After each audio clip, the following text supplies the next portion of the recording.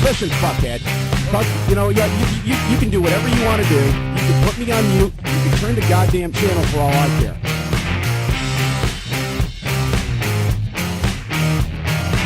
What the fuck are you doing? And you're listening to us now. So obviously you hit the fucking mute switch tonight, asshole.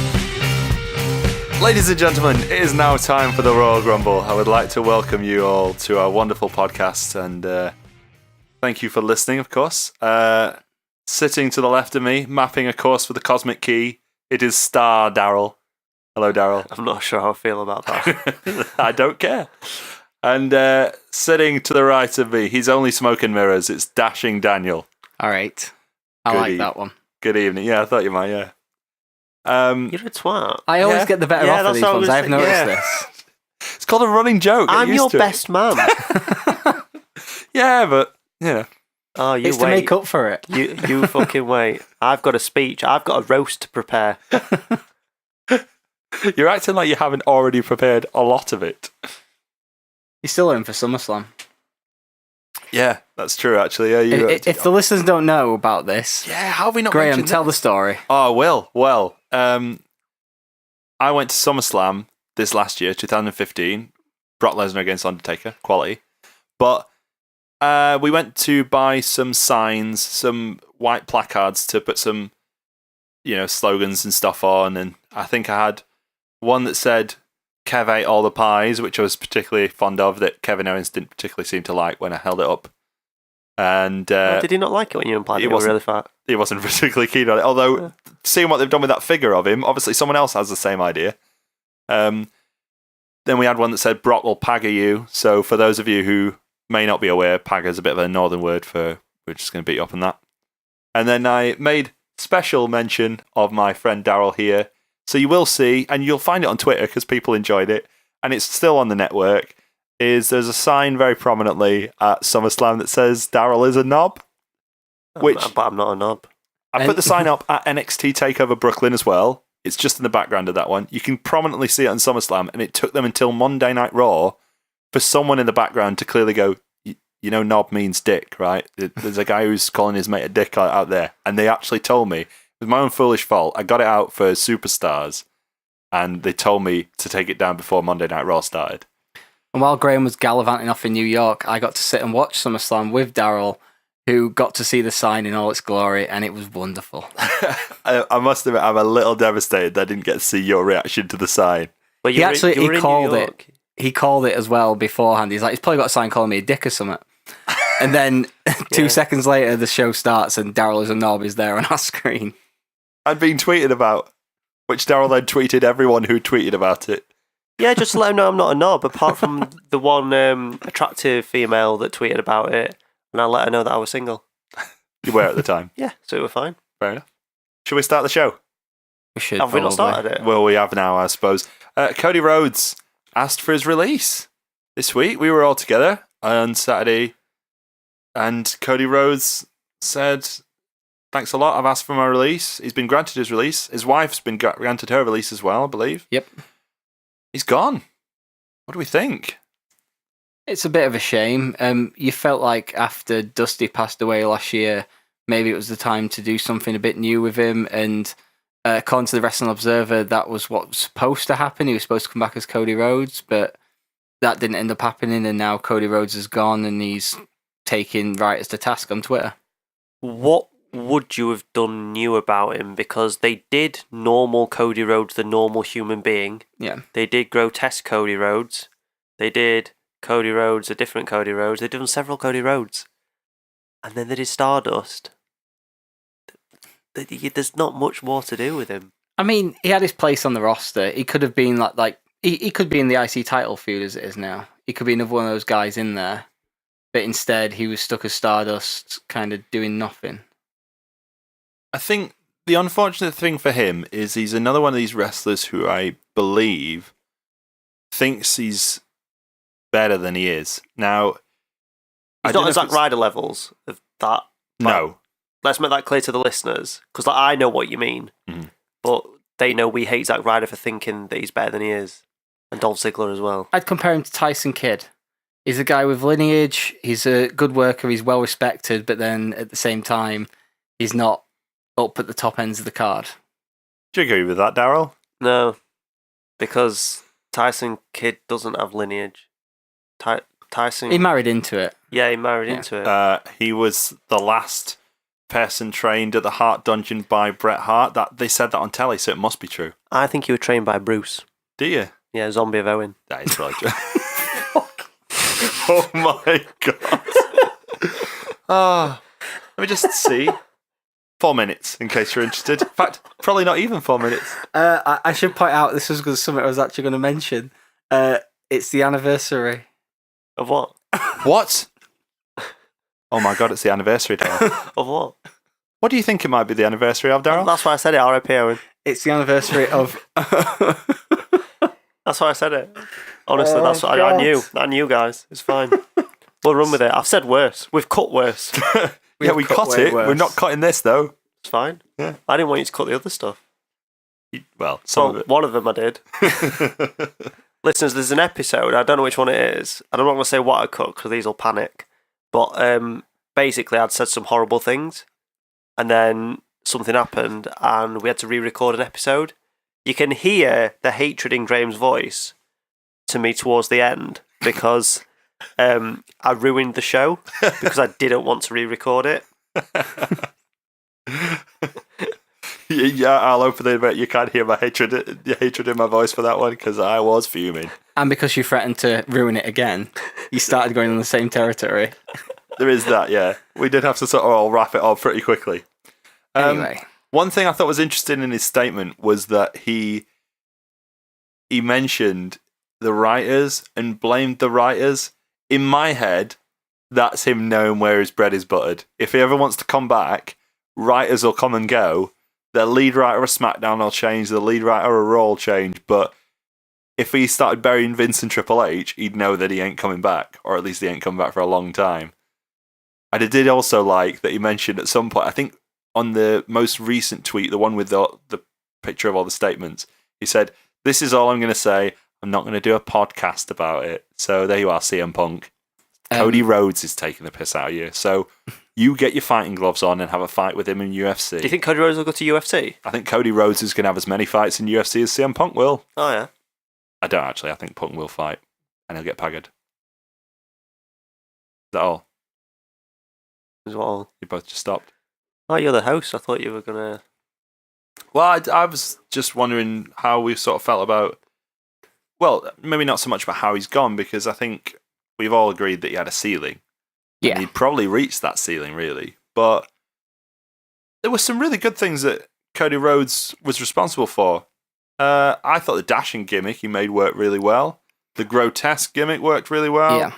And I really enjoyed the Rhodes brothers feud they had with the Shield at the time, when the Authority was kind of taking everything over. Him and Goldust were really good as a tag team at that time, and they came across really sympathetic. And I think that's probably quite underrated, and maybe Cody himself is quite underrated. I don't know. Yeah, I think it's underrated. I think he's another guy who's pretty solid. He's a good guy to have around. He was never going to be world champion, but there was no reason why he was kind of stuck. Like, even the Stardust gimmick, it had a ceiling, but it was useful. But he was stuck kind of in the same position as a social outcast, so he might as well have been with that group by the end. I think he's best in a tag team. Yeah, I'd agree with that. Like Goldust, Ted DiBiase Jr., That's pretty much how his career has been in WWE, isn't it? Bob Hardcore Holly. Yeah, exactly. Well, he started off as Hardcore Holly's tag team partner, didn't he? He moved on to the Rhodes and DiBiase, and that was priceless, leading into Legacy. Him and Ted DiBiase and Randy Orton they were all part of the Final Four of the Royal Rumble one year. That was a real thing that happened. Manu was in Legacy. Sim Snooker. Don't think they'll be bringing him back somehow. Manu got a shout out in Rikishi's Hall of Fame speech. Didn't they edit that? Probably. I'm sure they edited out the reference to... Or was it... They edited out the reference to someone, and I think Manu was one of them when it actually went on broadcast TV. Oh, dear. Because probably they were like... In fact, no. It was getting loads of pops for all the names. He was like, Arthur, yay. Seeker, yay. Talking about The Rock, yay. Manu. Who? Who's Manu? Are you Manu? Yeah, I'm Manu, right here. No, you're not. Oh, you wouldn't know though, would you? Yeah, we're all just Oh, that was close. That could have gone really badly. We nearly had another cut there. Oh dear. My point is that Manu was unspectacular. I think with the other release, though, his wife leaving, that might be one that might hurt Vince a little more because he does like his attractive female announcers, and they all have a good role, and she's one of the ring announcers. I think that one might affect him slightly more because Cody was kind of just like, oh, well, just go over there, do job to someone, whereas Eden was on TV quite a lot and stuff. I know it won't be a big deal on the TV show. They can easily just put Lillian Garcia in a place and stuff. But she's probably one who would have lasted quite a while. There were rumours that Lillian was released a couple of weeks ago, and I don't know whether they were based on something that was going to happen that this might have changed, but No, we're misreporting from Court Bauer on his shit podcast. Yeah, Court Bauer. Yeah, Is that just because they don't do Talking Shop anymore? Yeah. No, but he does a podcast with one of the guys on Law, and John Pollock that's what he's called. Yeah. And on that show, they were talking about people that got released, and he mentioned Lillian Garcia got quietly released because he said he had a source that told him that. Okay. To be fair to him, he did come on the air and say, "Look, John Pollock, I know to do it. I had a dodgy source. They told me this. It was a mistake." Apparently, Lillian Garcia's dad, I think, was really ill. Oh, really? Like cancer ill, that kind of ill. So she'd gone home to be with him. And he thought she'd been sent home or something, right? Yeah, okay. Somebody obviously got the wires crossed and gave him a mixed message. I'm glad they haven't got rid of Lillian. I quite like Lillian. I think she's pretty... She's all right. Best of a bad bunch at this point, I think, really. I mean, she got a bit whingy when Charlie Arse knocked her off her apron. Yeah, but don't worry, that led to a fantastic angle. With Charlie Haas and Victoria. Victoria, listen to me. Viscera. Now with the brand split as well, you've got two different ring announcers. So I'm guessing JoJo will replace Eden as ring announcer more often. So now you've got two people on each roster who can sing America the Brave or whatever it is before the shows, and they can go off and be fine. Maybe Eva Marie can come back and do some announcing like that one time she did some announcing. No, but then Jinder Mahal can't get really annoyed with her backstage afterwards. Oh, yeah. As part of a TV show that definitely wasn't staged. Yeah. That was Total Divas, Daryl. I don't watch Total Divas. Yeah. So possibly there was some potential miss there, but he maybe just went as far as he possibly could. Cody Rhodes. He should have got released a bit earlier, and he could be in Best of the Super Juniors. Well, that's the thing, Yes. isn't it? Yeah. I wanted to bring up Best of the Super Juniors this week, Dan. What did you tell me? We had a conversation about this, right? Was this on the air? Yes, this was on the air. Yeah. And I said to you that I thought Will Ospreay would lose to Chase Owens, right? Chase Owens, whatever. It doesn't matter whether it's plural or not. Tell me what happened, Dan. Will Ospreay lost Chase Owens. Japanese expert, Graham. That's me. Come to me for my Japanese expertise in wrestling, not in anything else. They're doing the Sami Zayn thing with him now, it seems, because he lost to Trent Beretta as well. I didn't see his match on the first night, but he's lost 2 bracket matches in a row now. So it'd be interesting to see how they go forward with him. But he's still getting great reactions and stuff, so it's just... And they've got a built-in thing. He doesn't need to win the tournament as well, because they can easily do the Kushida rematch later on, and it'll still draw because the first match was so good. Daryl, was Trent Beretta your favourite dude buster? Who's the other dude buster? Wasn't it Kalen Croft? Who? Exactly.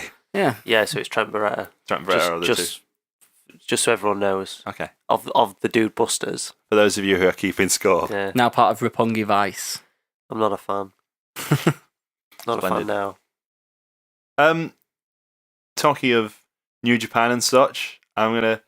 Nah, it's not going to be smooth at all. I was going to try and segue using the Carl Anderson and Luke Gallows match to segue into Extreme Rules, but it's not going to be smooth at all. Yeah, we're going to talk about Extreme Rules after this. Okay. Whoa! You're all in smoke and mirrors! Whoa! You're all in smoke and mirrors to me! So, Extreme Rules. You enjoy the show, Daryl? I enjoyed certain aspects of the show. Dan, any thoughts? Well, I obviously enjoyed many it. thoughts, but yeah, did you enjoy the show? I enjoyed it. You seemed to quite enjoy it. I saw you on Twitter. You thought it was pretty good. But Yeah, I didn't did read enjoy anything it. else on Twitter in case we ruined the golden content we have for this this podcast. So the show. Well, you actually no. Tell us about the pre-show. Talk to us about. Yeah, the pre-show. I was the one who watched the pre-show, and So it's your turn next time, Daryl. there was like two. I'm not watching the pre-show. I've not got time in my life.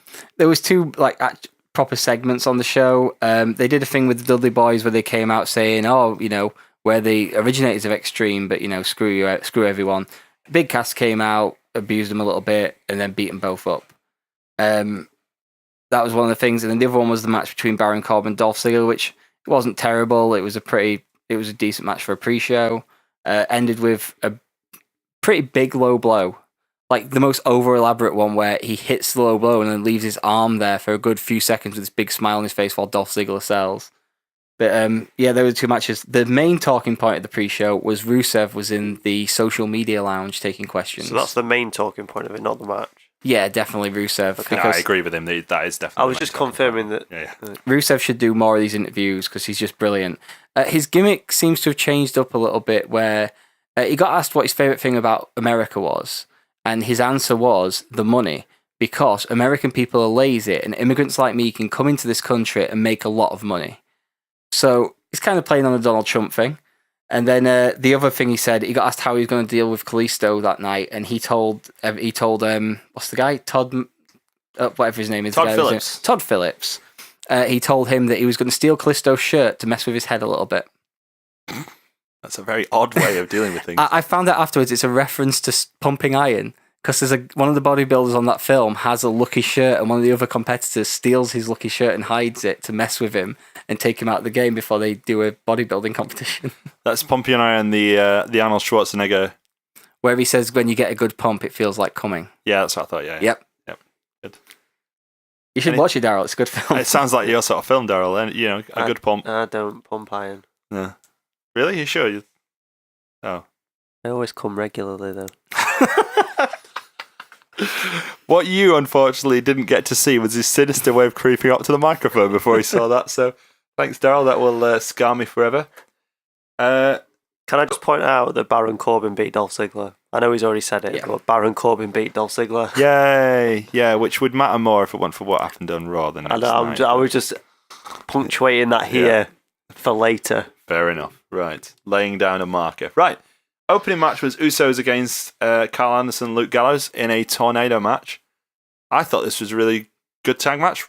In fact, I literally wrote down, bloody good tag match. Bloody enjoyable. Decent match. Yeah. It took me 6 minutes for my first fuck off JBL. That's how long it took me. He was really bad in this show. Because within 6 minutes, the Usos got booed when they came out, and that was JBL's cue to recite the Vince McMahon line of, people love to boo the Usos because they're associated in the bloodline with Roman Reigns, and whether you love him or you hate him, you make a reaction for Roman. He went on for about a full 30 seconds to a minute, just with this spiel that was blatantly being fed to him or written down somewhere about how really everyone loves Roman Reigns, but they just love him wrong. It was either that or referencing things from pre-1980. Yes, there was a lot of that as well. Just, oh god, 6 minutes. I literally said out loud in my living room. I'm just watching it. No one was there. Just fuck off, JBL. That's how annoying. I tend to tune out the commentators now. You just can't though, can you? I think it's because I watched the pre-show and Mauro Ranallo did a really good job, and everyone always gushes about Mauro Ranallo, and I'm one of them. He is very good at what he does, and he makes the main show commentators look a bit shit. Did you enjoy the opening tornado match, Daryl? Yeah, it was good. It was like a little fight, weren't it, rather than a match? They didn't tag in and out. I like that because sometimes I know it was a tornado tag match, but sometimes they'll have like a no DQ tag match, and they'll stand on apron tag in and out, which I don't like. So I'm glad that they did a tornado tag match because it was something different, weren't it? Because you don't usually see them. You don't see them that often. They were one of these weird things that were really prevalent on the games, like on all the SmackDown games. You'd end up playing a whole bunch of them. Yeah, because if you had a load of mates round, you don't want to have a normal tag match because you just stay in ring, don't you? So you have a tornado tag match, you can all have a go. but like they're actually quite rare in terms of what we see in WWE. So I really enjoyed it. They're probably rare because the psychology is difficult in a minute. Exactly, it's a difficult psychology to pull off, but I think they really did. Yeah, very enjoyable. Yeah, and the club getting their big win on pay-per-view now as well. Yeah, they're still sticking with the club by those things, aren't they? Yeah, they had a silent door and everything. Yeah. Write down, they're still sticking with the club. Hope they have an idea for Money in the Bank. I don't know. Maybe I was thinking in terms of the club, or if I was thinking, I'm not sure. Rusev against Callisto for the United States Championship. Yes. Yeah, I'm sure you're delighted. Tell us. It was absolutely brilliant. Mm-hmm. I just loved the entire ending segment where Callisto got injured, took a bump on the actual ring apron, gets dragged into the middle, and Rusev just not allowing the doctors to see to him and just continually attacking. And the logic kind of is there that, if he'd have stepped back, if the doctor decided Callisto couldn't carry on, Rusev would have won the belt anyway. But no, he's a monster and he wants to destroy people. So he continually abused him and then put him in the most brutal looking accolade, where he just dragged him all the way back to get the tap out. And it actually made Callisto look good too, because he still looked like the plucky underdog. He had some fight in the match, but ultimately Rusev's a monster, and now he can be fed to John Cena. Yeah, I just thought as soon as Rusev won, I was like, well, Cena's on his way back then. Here we go. They're a bit too rough for my liking. I thought you were into that sort of stuff. Considering the draft you did. Not watching. Oh, okay. Sorry. Just doing. One of JBL's lines in this match was, Callisto has not hardly moved. I don't think English is his forte. I don't think anything's his forte. Speaking out loud, isn't it so depressing considering how good he was when he first started on commentary? How much of a stooge and a dullard he's become. Yeah, but is that like the Matt Striker myth? It's not. No, I've gone back and watched matches. He was really good. Okay. Honestly. It's because like the Matt Striker myth has been proven to be a myth. There was one thing that saved him in this show, is that he genuinely seemed to hate Byron Saxton by the end of it. There was the line about Jimmy Hoffa is buried somewhere in New Jersey. Why aren't you buried too? Yeah, that got it. I don't know what that means. Jimmy Hoffa was a union leader in New Jersey who was kidnapped by the mob and purportedly killed and buried somewhere in New Jersey. They never found his body. Yeah, he said he was going to clean up the unions, and then he disappeared because cleaning up the unions would have been involving taking on the mafia. And funnily enough, he didn't turn up again. Sorry, Jimmy Hoffa. Yeah. The other thing I thought about the Rusev Callisto match was it was a nice story, but nobody cares. It was a very muted crowd reaction. It'd have helped if Callisto wasn't on the pre-show and the last two shows defending the belt. His title reign's gone so under the radar, most people didn't know it existed. Yeah, but they put him back on the main show where he's fighting the big boys, isn't it? Now that Ryback's gone. Yeah. Can I just point out that if Ryback hadn't gone, he might will United States champion on this show. I don't think he would have, though, would he? Because they were always... No, but just in case he's listening to this. Oh, yeah, that's right. Ryback. Is Ryan back in it? The Silverback in it? Silverback, Ryan. Ryan the Silverback man. New Day against Vaudevillains. I fucking hate the Vaudevillains. They were just... I used to enjoy them in NXT, but on the main, I think the joke's already worn thin for anyone who watched them in NXT. So now it's just kind of a bit, find something else. Just boring, aren't they? Like, there's no interaction with the crowd. The crowd don't care about them. It's a limited gimmick in NXT that got over to some degree. It got over to the maximum degree it did. And it's going to go nowhere from here now. I was very concerned. They got me with one near fall when they got the Whirling Dervish. And even then it wasn't like, oh no, I hope the villains don't win. It was like, I just don't want to see this carry on. I don't want to see them win the titles. I think it was good to have them in there with New Day because New Day are very entertaining. I know you could argue that New Day rock. Yeah, they do rock. But I was laughing at their entrance and stuff.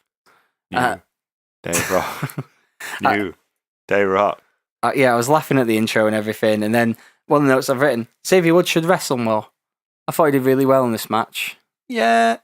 I think I just prefer Kofi and Big E, to be honest. It's not that he's bad. I think Kofi's really good, but Xavier Woods and Big E might work better because then you've got a better small man, big man dynamic where Xavier takes all the heat, and then Big E can come in and clean house. Do you remember when John Cena were having his United States Championship matches against wrestlers? Yes.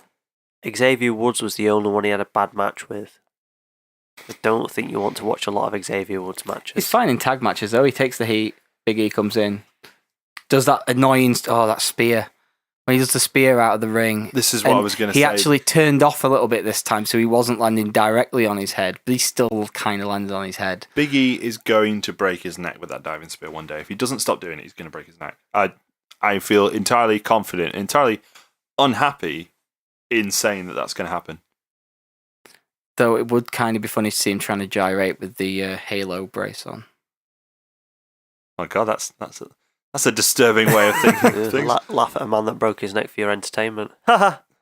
Yeah, but it was his fault, though. Was it? Yeah, it was. Yeah. Okay. I don't know why I wrote down. I hope they have an idea for the Money in the Bank. Maybe it's something to do with the time. Right. So, do we think Big E's doing a slow turn? Why? Really? Why? Because there were, what was the promo about now? There's some bits in the promo where Xavier Woods was talking, and then Big E kept saying no and telling him to shut up, and then he carried on doing the promo. Yeah. And there was a bit when they did the Time Machine promo. He said it's just a refrigerator box. Yeah. Yeah. And I think that's more for the Machine. comedy of it, where it's obviously a thing, so they need one of them to reference the fact that how stupid it is. Is he the guy who's lampshade in it, do you think? Yeah.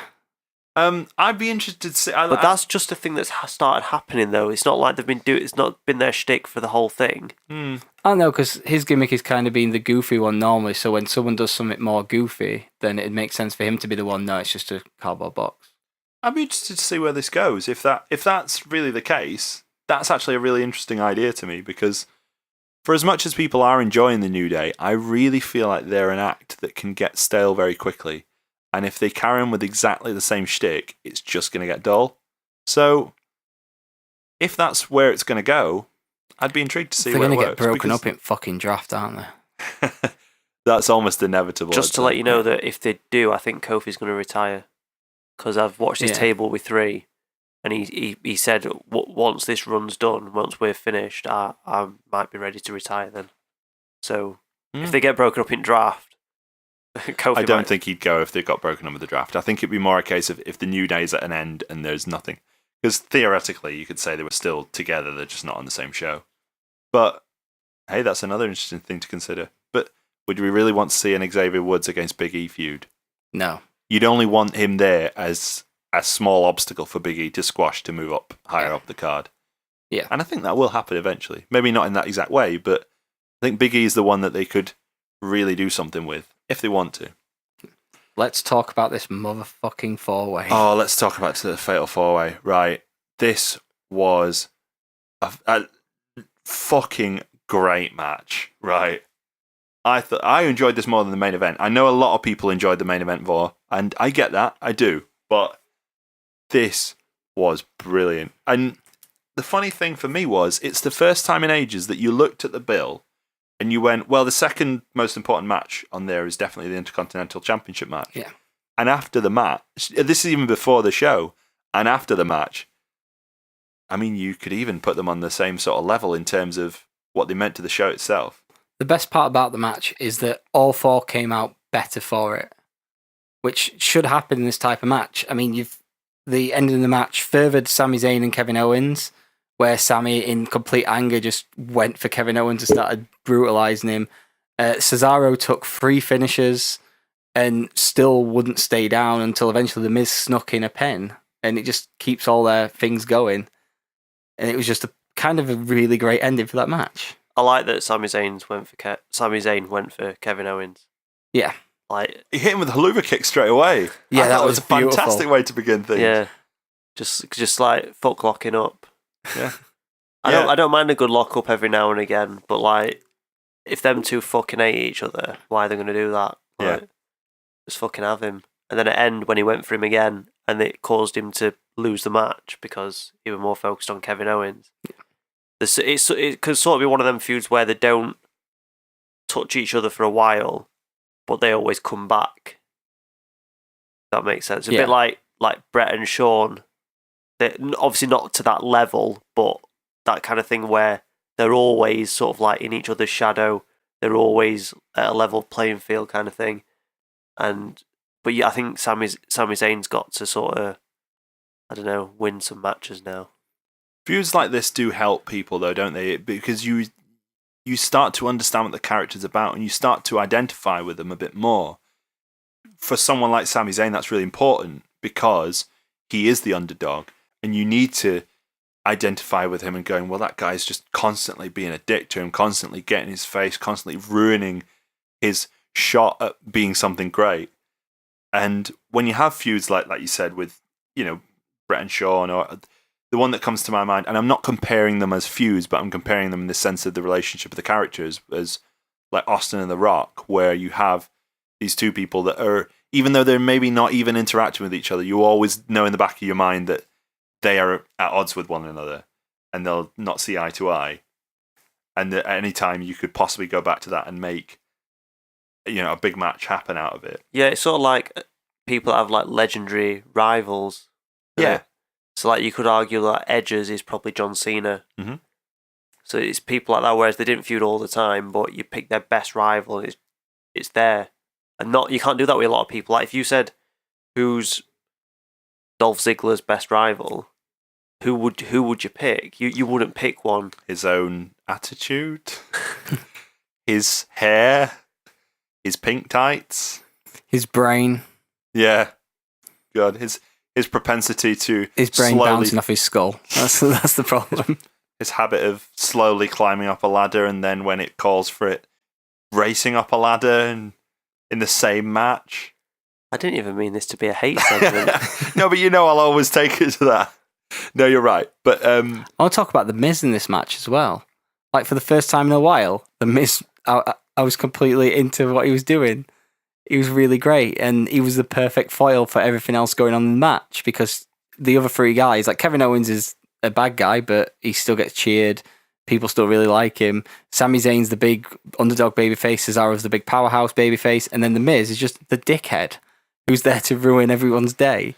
And he played it perfectly. He was just as much a part of this being a great match as anyone else. Yeah. And in fact, he took a great bump for the swing. When Cesaro took him down, he sort of flung himself back. It looked like, even before the swing had started, it looked like this was going to really fuck him up. And I thought that was really fantastic. And I was really pleased that he won in the end as well. Because when I was thinking they were going to change the title, I was like, well, I'm interested to see who they transition it to. But the way the finish worked, like you said, Daryl, it was just perfect. It was a really fantastic match. It's changed Sammy's video. His like intro video. It's like it's like the S and the Z sort of slowly fly into each other in a 3D That's been there thing. for a while. Oh well, I don't know when they changed it, but I'm not keen on it. I preferred the sort of fluorescent, bright. It's been there for, I think, since WrestleMania at least. Really? 'Cause I don't watch the show every week, but I've known about it for a while. Oh, well, I've only really noticed it in the last couple of weeks because maybe they've been making them. Actually, to be fair, occasionally on Raw, he's just been coming halfway through his intro, hasn't he? So maybe that's why.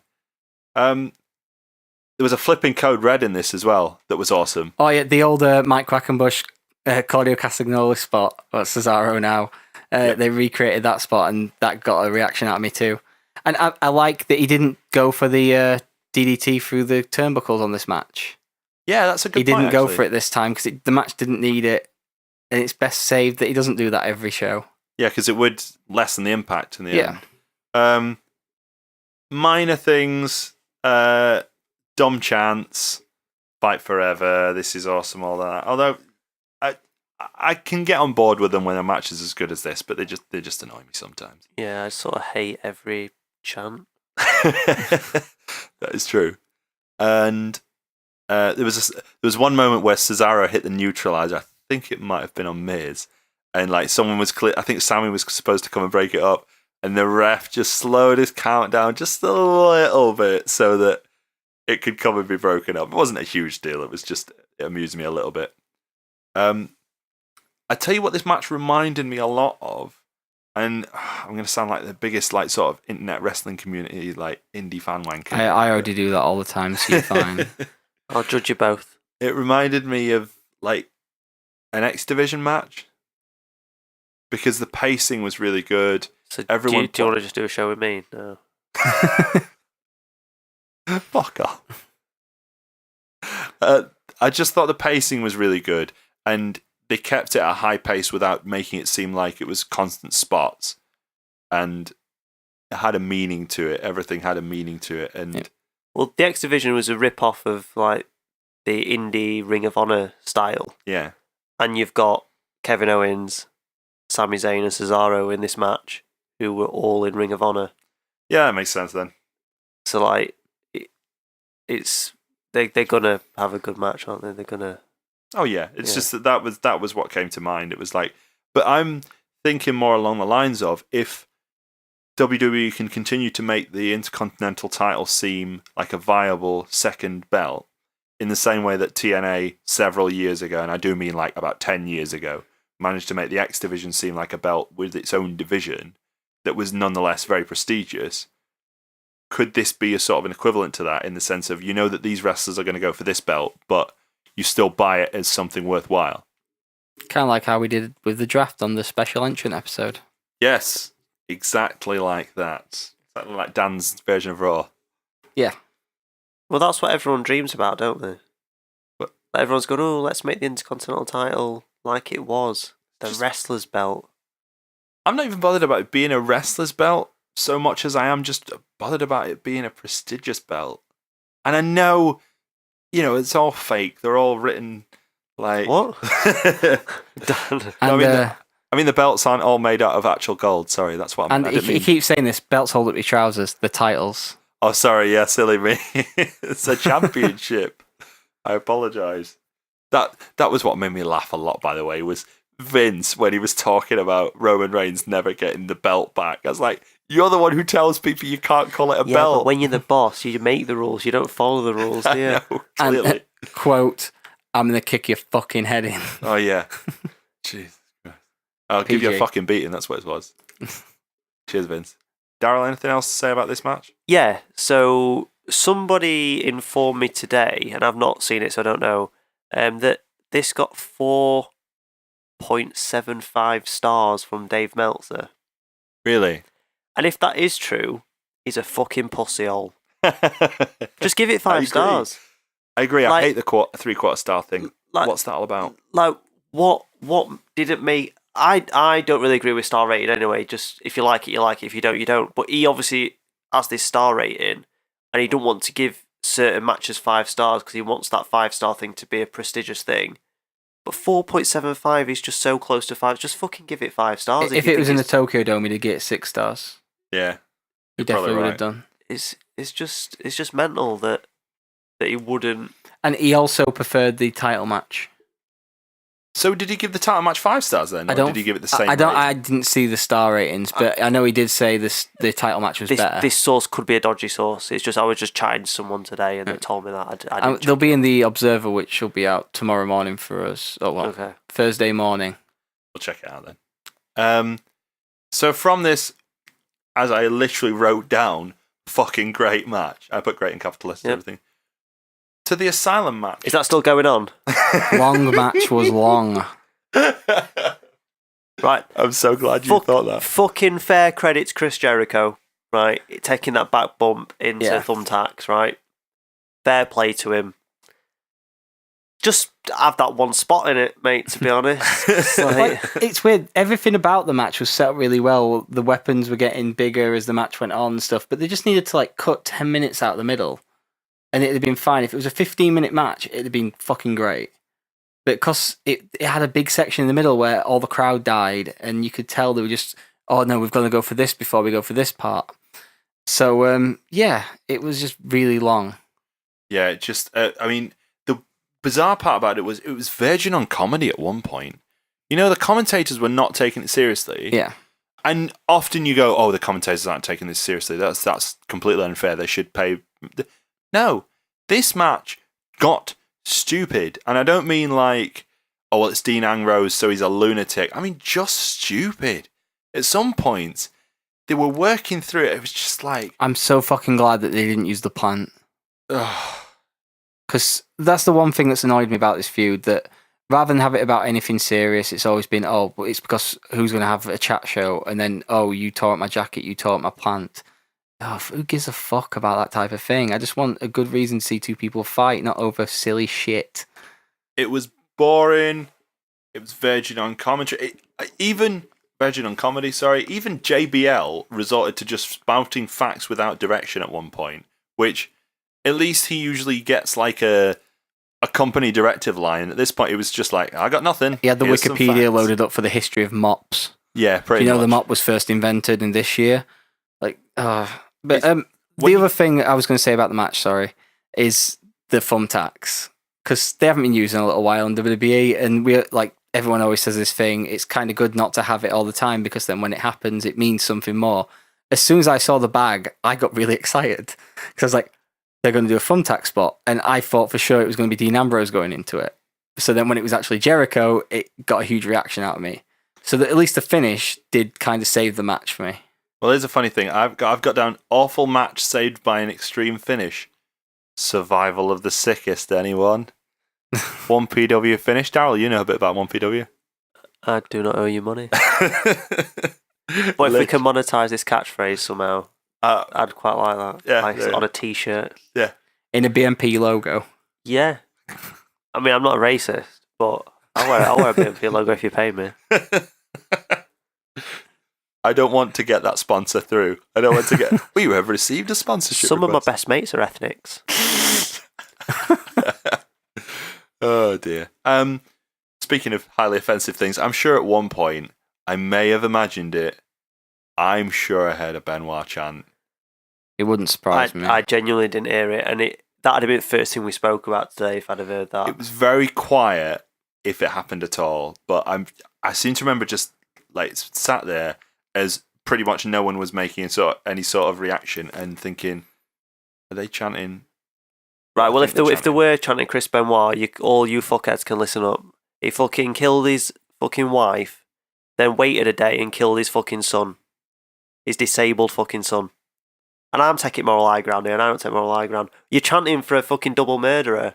Remember when at WrestleMania we had to tell people that? Yeah, so some dickheads at WrestleMania 29 in New Jersey, they were like, oh, let's chant for Chris Benoit. And we literally went, he fucking killed his wife and kid. And they went, are you being serious, bro? Yeah. Yeah, I am. Yeah, one of them turned around and went, really? And I was like, yeah, no, he actually did do that. And funnily enough, they didn't chant that again, did they? No. Yeah, so all I'm saying is, we won. So. Yeah, well, you, when you've got people that are making an argument, going, oh, Macho Man should be in a Hall of Fame and all this, and why ain't he in it? And then you've got this thing, well, he might not be in it because he might have shagged Stephanie, might not have, all that. Find out in the tell-all book. That's a debate because people don't know the facts. I'm telling you the facts. Chris Benoit murdered his wife, not in self-defense. She weren't trying to kill him. He just murdered her. And then even if she was trying to kill him, I very much fucking doubt his son was trying to kill him. So he went and murdered his son for no reason. Yeah, well, I mean, this thing is like, I feel like sometimes when the silence gets too loud, if you know what I mean, it causes certain people to think, right, this is our chance. And I don't, maybe... Chant for CM Punk, it'll annoy me. Yeah. But just, that's a far funnier chant to me than chanting for Chris Benoit. I might have misheard, but I'm almost certain that was what was going on at one point. I wondered how much of that was to do with the fact that Jericho was in the match, to be honest, because it just, there's a bit of an association there. Yeah. Was it a new cage, by the way? Yeah, black cage. Yeah, I quite like the cage. Yeah, it's pretty good as well because it doesn't distract your eye like the silver one does, because it's an emptiness of space, so you can focus on the stuff in the ring. Another thing in terms of crowd reaction was that they got boos for near falls, which is when you know that the match is going too long. It felt like 40 minutes, this. And actually, talking about it has felt like 40 minutes, just because I've had to think about the match again. I think the last thing we should point out is the fact Dean Ambrose's popularity is slowly dying. And by the end of all this, he's just going to be another guy. But it felt like a few months ago he could be something, and now it's just he's another guy. He might just need a heel turn, because I agree, right now his popularity is definitely on the wane. And they could reform the Shield. Yeah, they could have, but they haven't, have they? Even the big flying elbow off the top of the cage got a minimal pop. Yeah. So we had an advert for Holy Foley, which I want to bring up because, right, I'm sure in that advert, Noelle told Mick, there's a clip of her saying, it's just that wearing that shirt makes you look creepy. And it flips to him and he's wearing a Sasha Banks shirt. Yes. Yep. Yep. So this is why they've never had an argument, because Noelle Foley is in charge and she's telling him he's creepy. So well done, Mick. Good luck with that, mate. I'll probably end up watching that show as well. Oh, we will. We'll Yeah. watch it. Even if we watch it to do an episode on it and how terrible it is, we'll still watch it. We did say that we'd watch more Camp WWE, and I've been avoiding that like the plague. We're going to do an episode of Camp WWE. I'm going to binge watch get it. Ready. Yeah, that's what we're going to do. So look, he's genuinely sad. That's a genuinely sad face. You're going to have to deal with it, mate. Get ready for it. It might get better because the Edge and Christian show got better. That's true. The Edge and Christian show was terrible in the first episode. And I saw the trailer on Extreme Rules for the episode that was going on out after it, and it looked fucking No, it's the one where awful. Triple H wants to bone Stephanie. Yeah. What's not funny about that? Vince finds it funny. It's fucking hilarious. Vince wants the bones. No, he doesn't. The women's title submission match. This was shorter than it should have been. It's probably because match before took all the fucking time in the world. Exactly, yeah. I was thinking that. And what was the deal with Dana? Yeah, it's... I mean, this match, I think I was kind of like burnt out a little bit after the last match, that I was struggling to pay attention to it. And with a submission match as well, it helps when they've got lots of different submission holds to go for, but when it's two people who have one submission hold and then don't do many others, you're just waiting for them to try and lock in the main finisher. So it kind of takes... It's not like the Bret Hart Steve Austin one from WrestleMania 13. It's just two people trading a load of holds. You know this isn't the finish. There's going to be some screwy finish because Charlotte is the new Seth Rollins. The booking it the exact same way. And yeah, it was just there. Yeah, it wasn't nearly as good as it should have been. It was the worst of the big matches they've had. Daryl? I fast forwarded this match. Do you know what? For once, I would say you were not wrong to do that. You went to know it, so you're still wrong to do it in principle, but you got away with it. Basically, I sat through that Jericho match and I had work, or I needed to go to work relatively soon. And I wish I'd have fast forwarded to the end of the Jericho match, so Yeah. I could have at least given this a chance, but I really want to see the Roman Reigns match, AJ Styles match. Well, so. I mean, the finish was weird as well. I didn't really understand the whole thing of, like, Dana coming out in Ric Flair's robe. It was to make Natalya think that it was Ric Flair coming out, but that was fucking stupid. She had her locked in a sharpshooter, Yeah. and then Ric Flair's music hit. She didn't need to jump up because there's no way, even if it was Ric Flair coming down, she would have won anyway, and it had taken Ric Flair 10 fucking minutes to get to the ring because he's about 100. Whilst he was crying. Yeah, whilst he was crying. So More on that. she looks like an idiot for getting up out of submission Yes, again. that was a real shame. And then we come to the main event. Now, we've already established the main event was a really fantastic match. AJ Styles and Roman Reigns in an Extreme Rules match for the WWE Championship. WWE World Heavyweight Championship, I should say. The first thing I noticed was the crowd got muted just as JBL started to talk. You know, when Roman was coming out. Yeah, why do you think that is? Well, I know exactly why it is. Of course, we all know why it is. It just amuses me that they're like, we'll just quieten down the real people so that JBL can tell all the people at home what they're supposed to think. But it just doesn't work. No, it doesn't. It never does. It never worked for Cena. It didn't work now. But then it's not going to change either because it's the McMahons. They know better than us. Well, but I don't understand why would they try just let the reaction show? Because that's not what the narrative they want to give. Roman Reigns is the face of the company, he's the new champion, and everyone's supposed to love him. They'll boo him, but they actually love him. Okay. Because it's fun to boo him. Yes. That's why they're booing him. They were saying boo Earns. I was trying to think of some other way to figure it in. Boo Reigns. Boo Reigns. They were doing his thing he does before he does the spear or Superman punch when he goes, ooh, Yeah, they're whatever going, it is. ooh, Yeah, they're ooh. doing that. That's what it is. I was Anyway. saying boo Earns. Anyway, this was like the best singular performance of like AJ's best performance since he's come to WWE. like everything he did in this match looked amazing. Like just everything he sold for and the absolute beating he took in this match was just all great. The funny thing is actually, for as much as I've just basically spent 2 or 3 minutes almost slagging off Roman, actually Roman really played his part in this match, and it was intriguing to me that at one point he got a "You Still Suck" chant, which "You Still Suck" pretty much always indicates that someone's actually doing quite well, but they just don't like him anyway. Yeah. Like Cena, I remember getting a "You Still Suck" chant during that One Night Stand match against RVD, and I think even the Money in the Bank match against CM Punk. He's had a few of them anyway. Yeah, I don't remember him getting the CM Punk one, but he definitely got it at One Night Stand. Yeah. They did a barricade spear that was a bit cack, though. Right, these barricades. How many fucking times are they going to break them? Because like, it's just bullshit, isn't it? Like they do it all the time. It's not special. That's true. They had Roman threw AJ through a table as well, didn't he?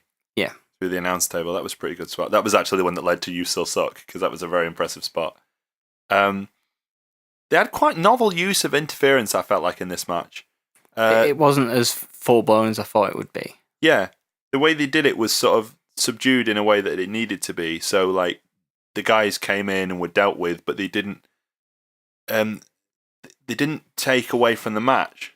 Because we knew it was going to happen, because it was an Extreme Rules match anyway, and it was sort of well established. It actually worked pretty well. And the only one there was one that pestered me a bit was that the Usos interfered on the Styles Clash on the chair. Yeah. And their interference was really brief. You know, like AJ hit Roman with the Styles Clash on the chair, and then they, I think, pulled AJ out. So AJ decked him and went straight back in. Whereas if they'd spent maybe even 2 or 3 more seconds, you could have had a bit more of a suspension of disbelief that, oh well, he gave Roman just enough time to kick out.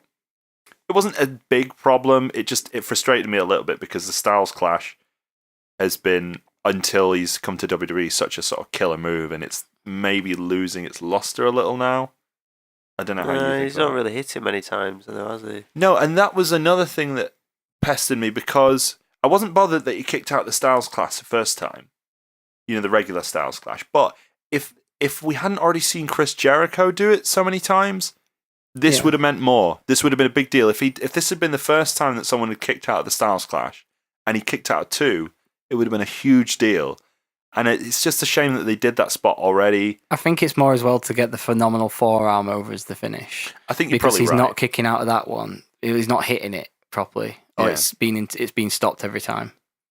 Yeah, I think you're probably right on that. But hey, nevertheless, really entertaining match. Yeah. Yeah, I enjoyed it a lot.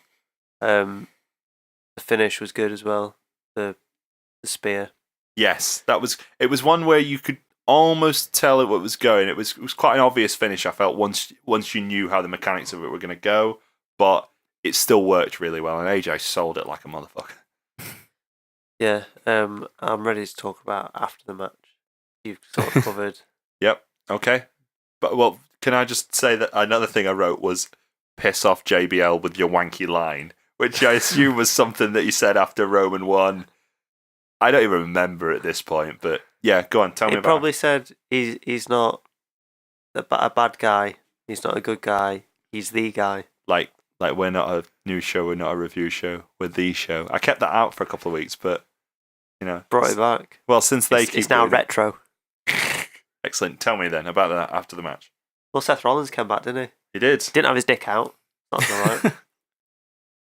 For once. I know. Bloody hell. It's in his penis. Haven't we all? Yeah. You seen it? Yeah. What did you think? Eh, It was smaller than I thought it was going to be. I didn't have an opinion. Do you not look at wrestlers and think, I bet he's got a big dick? No. Do you not think Rusev has, though? Because like, he's with Lana. No. No, because like, he's like really like punching, isn't he, with Lana? No. So like, he's got to have something about him. She's not waiting for him. Like, she's not with him for his greasy hair. Or his hairy No. chest. That's his massive dick. Stop upsetting Dan. I just don't think Stop of getting wrestlers that way. Rusev wrong. Penis cast. Splendid. I know. Yeah, I like Seth Rollins. By the way, This is going to be you're probably going to get at me for this, but I don't care. I think I'm right. Seth shouldn't have used the pedigree. He should have hit him with some other move like an enziguri or any number of things. But the pedigree's his finish. It is his finish, but it's still nonetheless immediately associated with Triple H. yeah, I've not liked that he got a hand-me-down finish. I think it worked for when he was in the whole authority thing, but now he'd need something else, and I hope it's not that shitty, weird, flat DDT that he did that one time that nobody liked. Well, that concussion lawsuit will probably be over soon because they keep getting different motions thrown out, so he might be able to use curb stomp again soon. Well, he doesn't have to use curb stomp, but I just think that they should try and establish a new finisher for him. I agree. That the pedigree thing, because it's not like a normal move. It's not like it's a DDT and you can do variations of it. The pedigree is very much. I'd never seen it before Triple H did it, and I probably shouldn't see it until long after he's retired. It won't matter for a while because he's not beating Roman Reigns at Money in the Bank. Do you not think? No. No, but he'll try and hit the pedigree, won't he? This is what pesters me more about it, is that when Triple H isn't on TV, it's just associated with him. So it's just, I don't know, it annoys me that when they're not being seen together on TV, it doesn't make sense for me for him to keep using that move. But it worked in the situation that he was in, and now he's not in that situation anymore. But maybe the character of Seth Rollins thought he was still in that same situation because of what happened on Raw when he went up to Stephanie. Yeah, well, we'll get into that in a minute. Yeah. What I want to get a final thought on is, Dan, Extreme Rules overall? A good show. It was a solid, because Daryl really likes the system. It was a good solid 4-star show, I felt. Daryl, what did you think of Extreme Rules overall? Well, my rating system consists of saying it were alright. That's good. I like it. Yeah, so you touched on it on Raw. Obviously, Seth Rollins made a return on Raw. A lot of people said he turned heel. He didn't turn heel. He was already heel. So Yeah, my source that told me about the 4 3/4 star match, he was like, "Oh, I didn't like it that they turned Seth Rollins heel." I was just like, "Well, they didn't turn him heel." he was just the same character as he was before, but Yeah. people were cheering him because he'd just come back. Yeah, there was nothing babyface about him. He just got cheered, like you said. He's always going to get cheered as well, though, while he's feuding with Roman Reigns, so... Yeah, but I think even if he'd have come back against a babyface, Yeah, he'd have got cheered because he's returning. Yeah.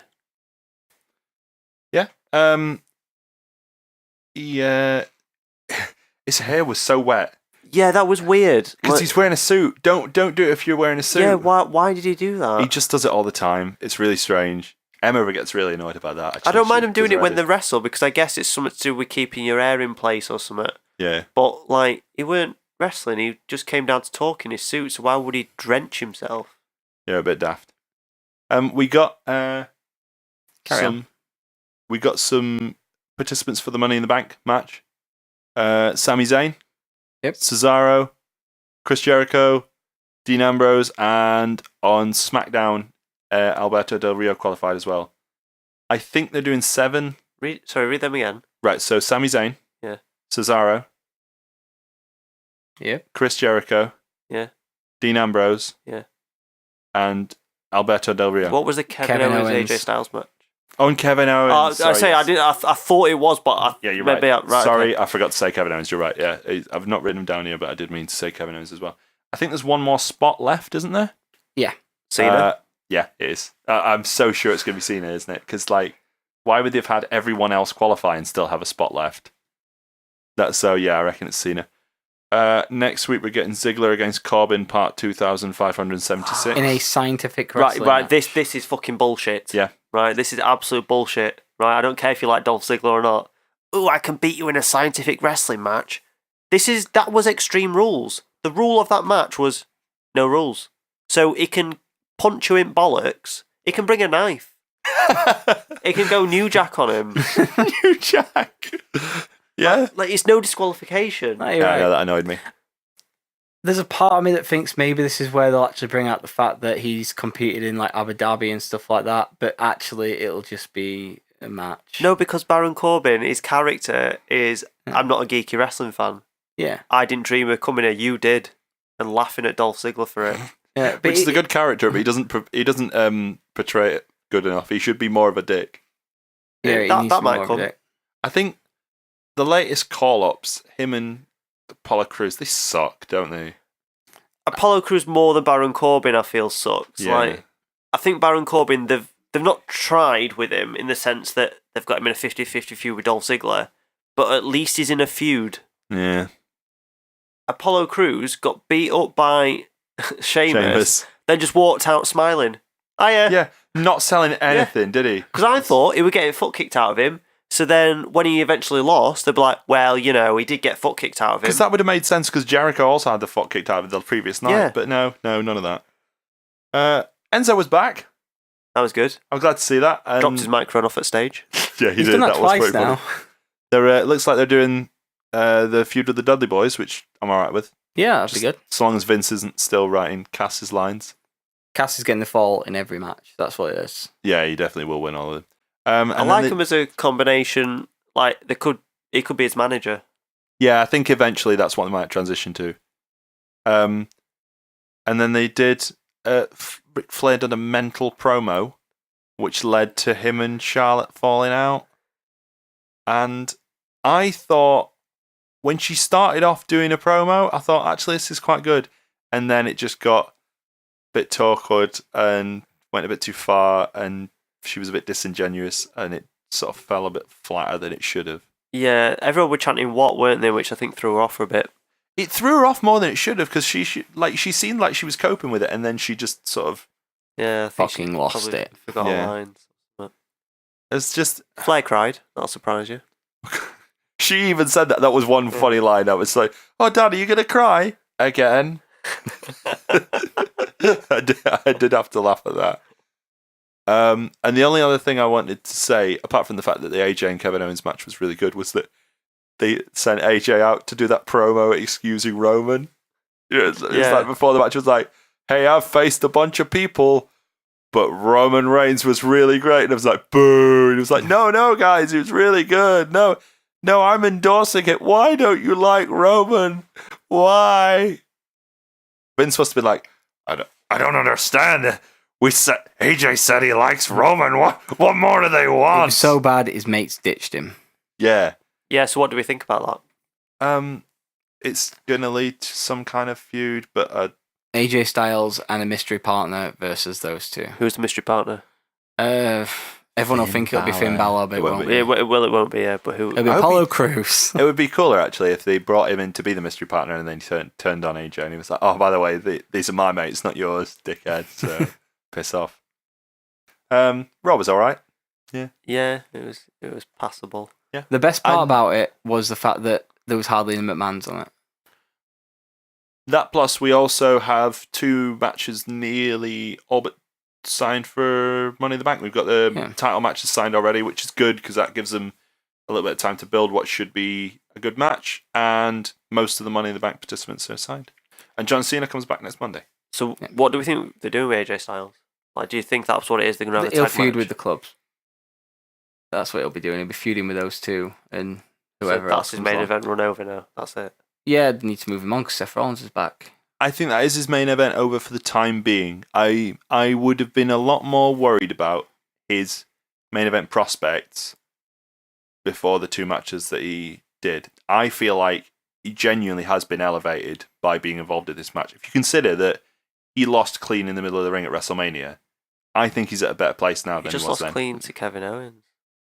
Yeah, but my point is that Kevin Owens is clearly going I on don't to... think you understand. I really like AJ Styles. I do understand, mate. I like him as well. But look, sometimes we have to go through... Why can't my favourites win all the time? Because one of your favourites is Jack Swagger, Daryl. Good point, well made. And on that note, I think it's a good time to... One more thing. On last week's show, I made a promise to you two that I would watch You did? I forgot. John Cena completely. versus Brock Lesnar Extreme Rules. Did you actually do it? Did watch the match. Yes. And to compare it to anything else on this week's show, like I said I would do, there were 2 matches that were better than it for me. This fucking guy. The title match I enjoyed, and that I really enjoyed the match, even though it was very clear Brock Lesnar had forgot how to pull punches, and there was especially a knee in the middle of the match. He hits John Cena with a knee to the stomach, where he puts his full weight into it, and you can tell he really hurts John Cena on it. I don't think he forgot to pull punches. I don't think I think he was taking liberties because John Cena cannot do anything, and he hated John Cena. Seriously, back in the day... They did fucking hate each other. other. Yeah, Brock Lesnar didn't want Cena to be elevated or anything, because he did not like him. I will say this much, I know you were on about comparing them. I did want you to take the match at its own merits. At its own merits, it was a fucking great match. I think I'd hold it to higher regard if I'd have watched it at the time. I'm fully aware of that fact. If I'd have watched it at the time, I'd have thought it'd be the best thing ever. But watching it now, it's a great match and stuff. And Brock Lesnar's fucking huge in that match. I know he's still huge now, but he's even bigger there. I realise he's actually slimmed down quite a bit going back and watching that. He's not as bulky as he was back then.